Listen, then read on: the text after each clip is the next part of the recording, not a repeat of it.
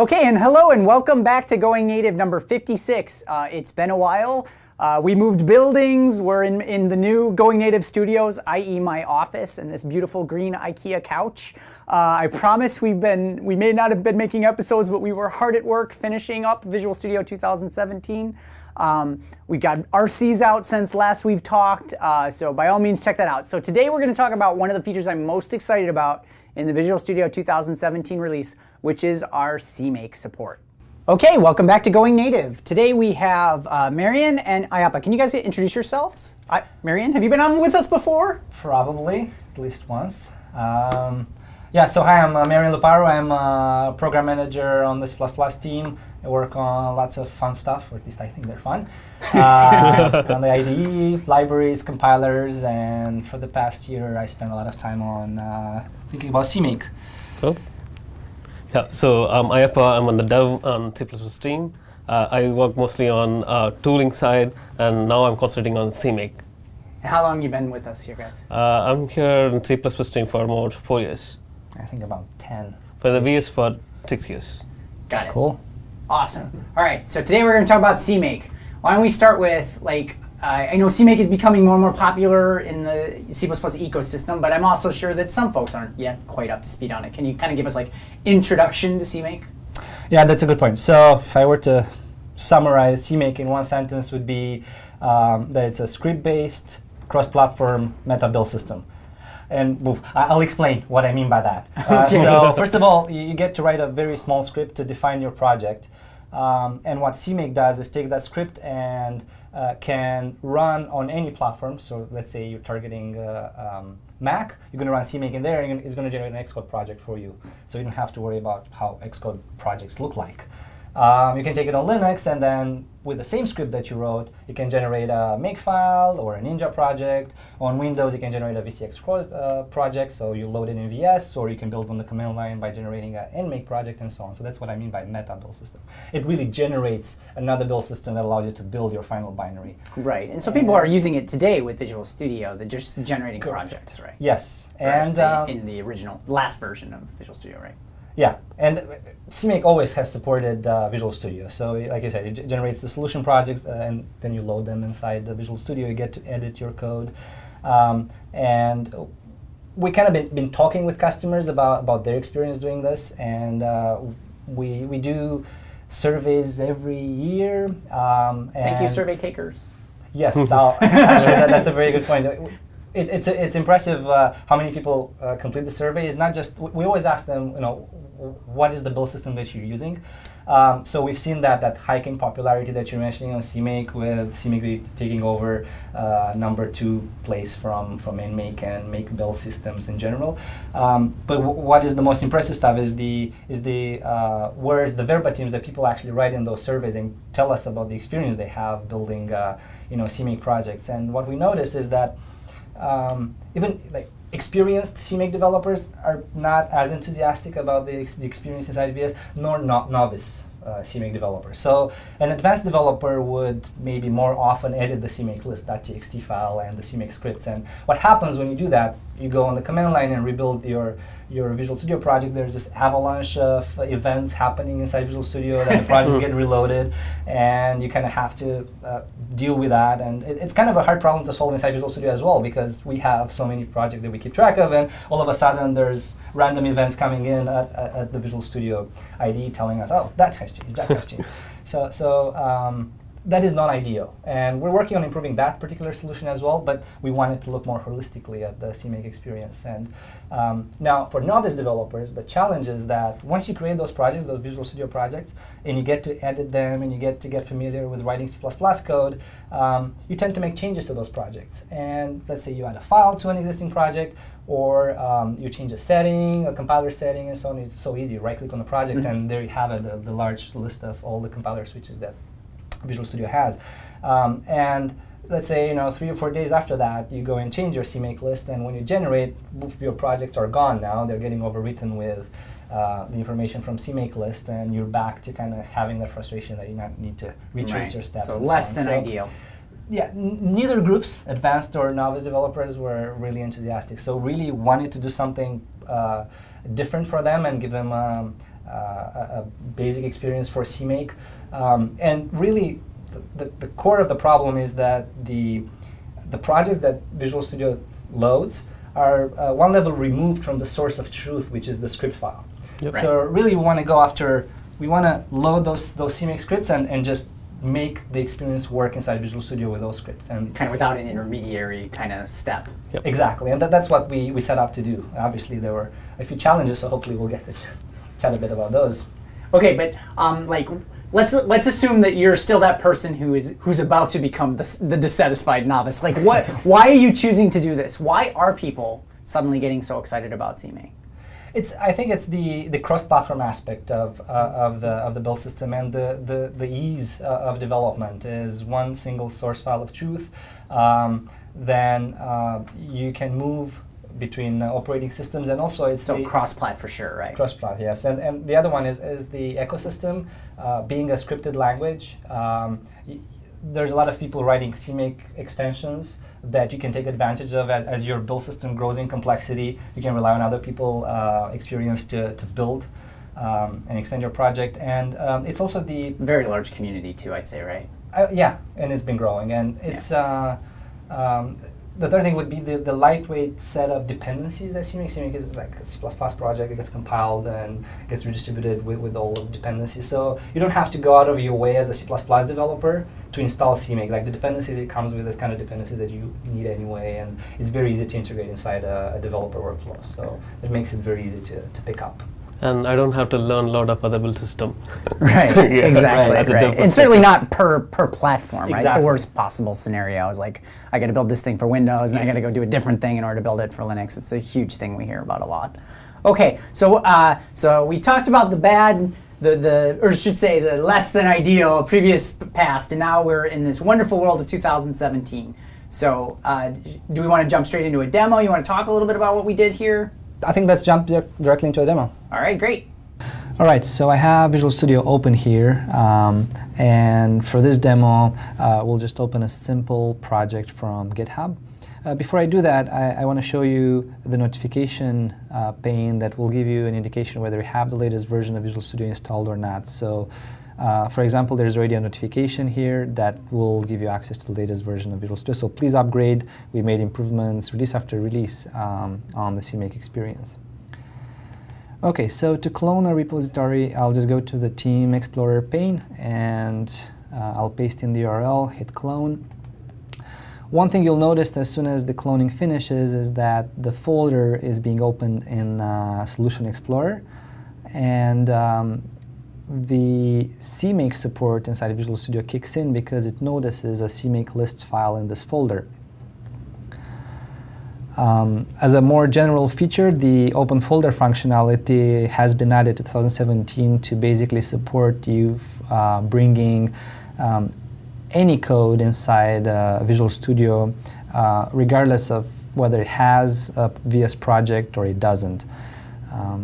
In this case, we only have a CMake project. We don't have any Visual Studio project, but you can see it already getting picked up, and what VS does, it will run the CMake behind the scenes to configure the environment. As soon as the configuration for CMake finishes, VS reads information from the cache, from the CMake cache, and populates IntelliSense, populates the debug target, as well as being able to build this project. So if I open hello CPP file, we'll also have IntelliSense, colorization, browsing, everything that you would expect from a C++ IDE, but all this information is being extracted from the CMake project.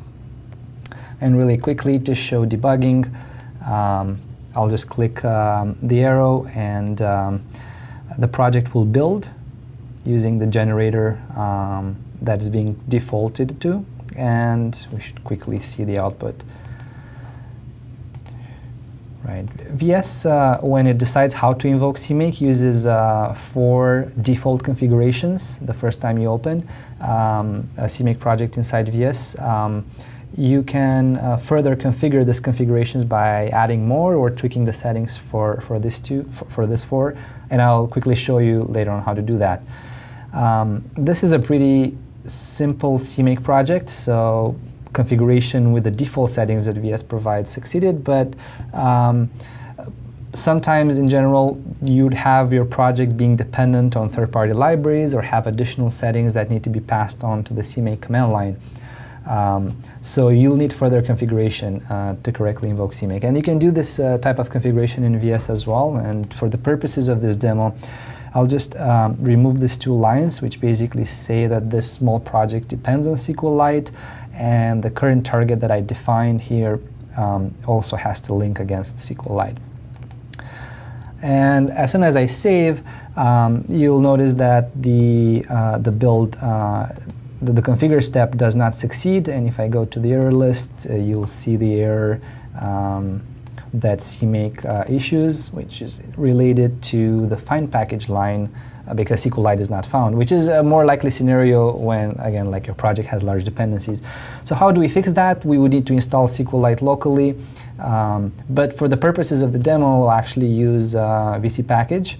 I think 2 episodes ago in the GoingNative series, Robert did a demo on using VC package from a Visual Studio project. He also demoed using VC package library from CMake from the command line. So we'll take that demo and actually turn it into using it from the IDE.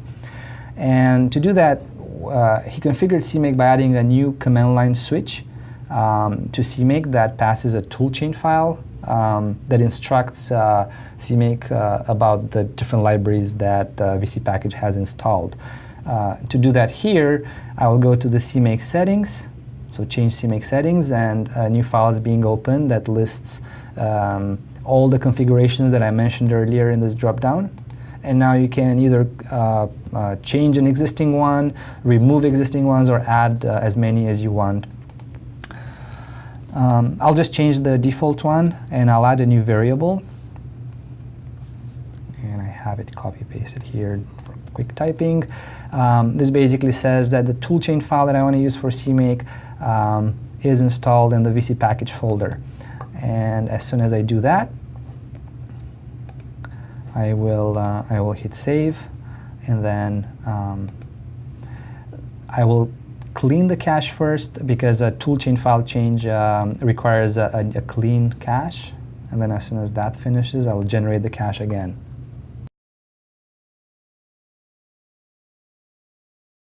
All right, now that the configure step is almost done, VS also reads, as I mentioned earlier, the information from the cache, and this information is reflected in IntelliSense, build, and debug. So at this point, the configuration finished successfully because we actually found SQLite being installed in my VC package folder.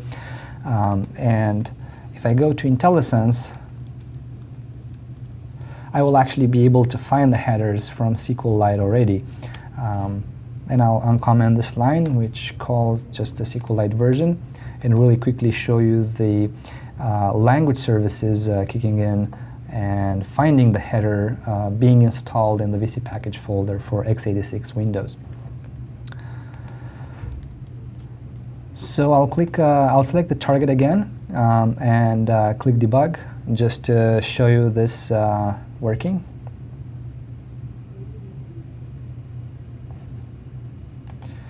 But obviously, VC package has a lot more libraries. I think we're getting close to 140 libraries in there. So please check it out, and please also try the CMake experience.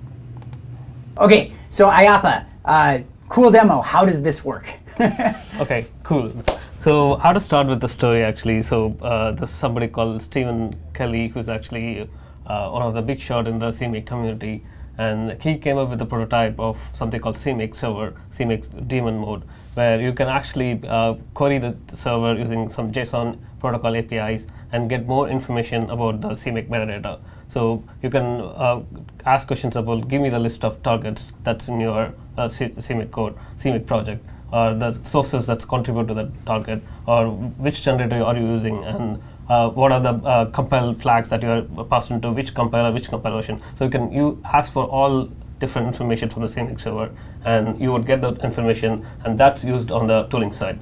We don't actually use the generated project itself to actually pop up the language service and other stuff. We actually query from the CMake itself in the daemon mode and get more information about it and populate it in the IDE. Right, so there's no like in the background we go and we generate the project files like it did, and thereby just sort of cheating this. It's an actual native experience. So, yeah, this is on the CMake side. So there's the other part to it. So open folder, which we call it as any code. So is one of the infrastructure that any provider can actually plug in and provide information about your projects. So for CMake, we have a CMake provider that will give you information about the language service information to the AnyCode, and that will actually use it for the IntelliSense information and navigation and browsing and all the other stuff.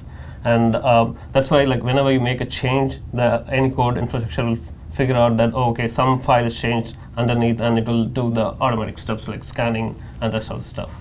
Great, and also I think if people haven't seen the open folder experience for, if you haven't adopted CMake yet, but you do have sort of code that's not in a project file that you want to explore with Visual Studio, I think we have a blog post on that we can put a link to Yeah, here. absolutely. And it's an open experience, like Ayappa was saying. It's a fully extensible system. You bring in any source code you want into the open folder experience, and then different providers pick it up. Yes. Yeah. So there are a lot of MS Build based provider itself, and we also have a C++ provider. So you just open a folder with a list of C++ sources, and you get IntelliSense and other stuff. Yeah, and it's worth calling out that this was also an effort to basically take the C++ language service and make it independent of MS Build. So that was part of the package that came with the CMake server, this, and then the open folder. We brought it up together and make it an end-to-end experience. Right. I think one of our themes for Visual Studio 2017 is definitely that we want you to be able to bring any C++ code into Visual Studio, and we're making that, well, I guess also other languages, if you're into that sort of thing. But definitely for C++, we're trying to make it so that, regardless of what format you have your metadata in, that we can kind of bring it in and give you a full lit up experience. All right, Marion. So I feel like we owe it to the viewing audience to talk about, what are we hearing back from customers on this, and where are we kind of going next with this thing? Right. So we announced this, I think, in Preview 5 the first time, and then we kind of then. For those who don't track our releases as carefully as we do. It might be longer than I. What is it? June. Wow. Okay. Yeah. 2016 to the future. Correct. For future historians watching this video. It was a very basic experience at the time, but we quickly evolved it, and in our C, we had a full-baked experience that we kind of been iterating over it with multiple updates to the release.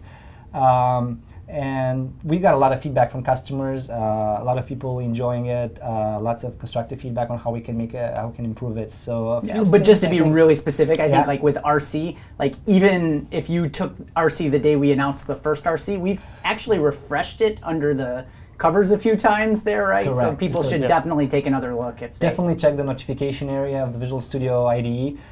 There should be a pop-up there urging you to update. If not, just go directly on the website and restart the installer, and you should be able to update everything. And there should be an update coming up in January as well. So these guys are going to edit this thing and get it out behind the scenes. You're already behind the game. So yeah.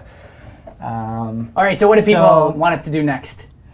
Next, good question. I think the thing that pops the top of the list is Ninja support, and it's something that we think it's important as well. We want to give you the alternative to pick any generator you want, really. We're going to start with Ninja being the second, in addition to MS Build.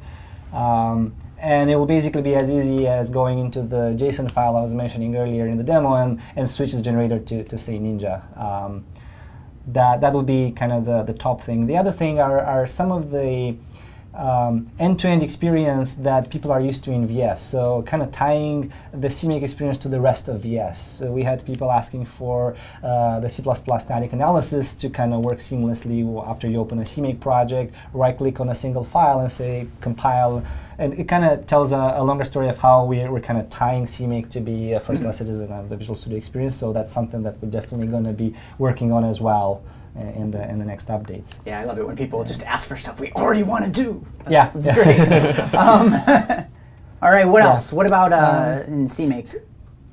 So some of the things we today we have the JSON file, so we allow you to configure as much as you want the way we invoke CMake. We got a few people asking us to build a UI on top of that, and it's kind of a natural thing. People are used in VS to work with UIs to configure things, and then what else? So we would also like to contribute back to the CMake community. So That's a good whatever point, we are yes. doing, so we're planning to give it back to CMake. Great. Right, and I think we already have So we already Visual Studio PR there, 2017. out there? Yeah, right. Yeah. And I think there was also some CMake language service stuff we were looking at. Right, so we're going to make it easier for people to write CMake scripts. So we added support, TextMate base support, to give you like a very basic IntelliSense experience. Kind of like what you get in So- VS Code. Is that the right way to think about that? Yeah, and Yeah. TextMate is kind of a general definition language. It's supported in multiple editors, but that's kind of basic. It doesn't go that far, so we want to spend a bit more time giving you syntax colorization and a bit of help when you write the CMake scripts. Yeah, and I think that's kind of the full list. Yeah, yeah. We have The- other the- ideas, but There's Those are not the ones coming. that like, they kind of pop to this right. top. In some ways, I think I'd say like those are the ones where like, yes, we know you don't have to yell at us, but we do definitely want to hear about the other ones, right? Any other ideas you have that we didn't mention, by all means, let us know. Okay, so what's the go-do? What should people go off and do? So go to aka.ms.cmake. Slash maybe. Yes, aka.ms/cmake. Thank you. I'm good at the internet. That's basically the blog post that gives you an intro of all the CMake functionality. Go install Visual Studio. Make sure it's the latest version. And if there is any feedback you have for us, please send issue reports to community. Just go into the IDE and submit an issue. And if you have suggestions for us, cmake@microsoft.com. We love to hear it. We like to hear from every one of you using the product, how we can improve it. That's right. All right, thanks, guys. Thank you. Awesome, Yeah. thank you.